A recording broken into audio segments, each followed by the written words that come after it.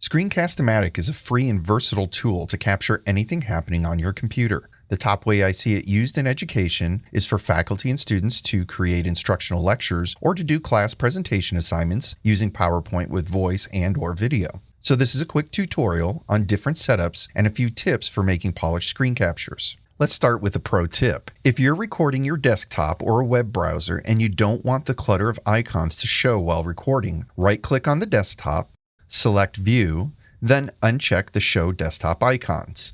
You can add them back once you're done, and nobody's the wiser for how messy your desktop is. All right, back to PowerPoint. Open Screencastomatic and click to record.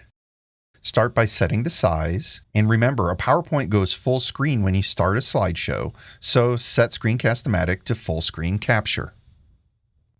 Another pro tip: you should be creating PowerPoints in widescreen formats to fill modern screens, but you can capture your older square format presentations with the black borders. Next, faculty on campus do not have time limits for recording, but for students using the free account, you have up to 15 minutes of record time, which is more than enough. For instructional focus and engagement, most presentations should only be about 5 minutes. I recommend running through your presentation at least once to make sure you can fit it into that time frame.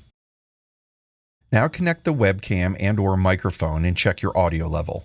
Last thing in settings, if your PowerPoint has audio, plays a video, or has sound, you need to make sure computer audio is set to record. Otherwise, just leave this off.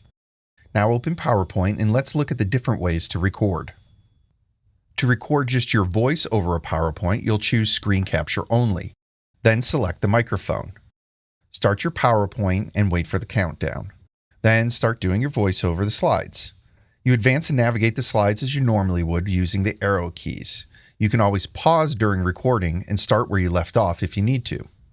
When complete, click the pause button in the corner and then click Done. You can easily trim off any pauses at the beginning and at the end by moving the bars, then save as desired. If you want to include the video from a web camera, after the above initial setup, select Both and a small preview window appears.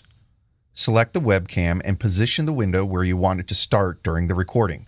Now don't worry though, you can move this position during the recording to make sure it's out of the way of the slide information. Also, the 3 buttons you see at the bottom control how the webcam is presented during the recording. Let's do a quick sample.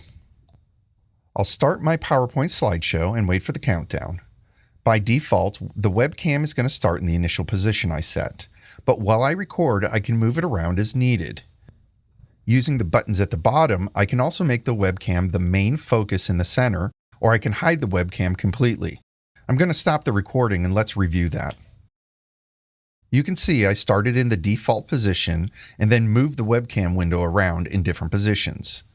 I used the webcam control buttons to make it centered and dim the slide behind, and then I completely hid the webcam. Pretty cool, right? And how you use all this, it's your choice, but I recommend doing a few practice runs so you know where and how the webcam is positioned during the presentation. And remember, you can record for each slide and then pause in between if you need. But you want to make sure that things don't start feeling choppy, so practice, practice, practice to make sure that it does flow. And that's using Screencastomatic to record PowerPoints in a nutshell. Have fun exploring your newfound presentation skill.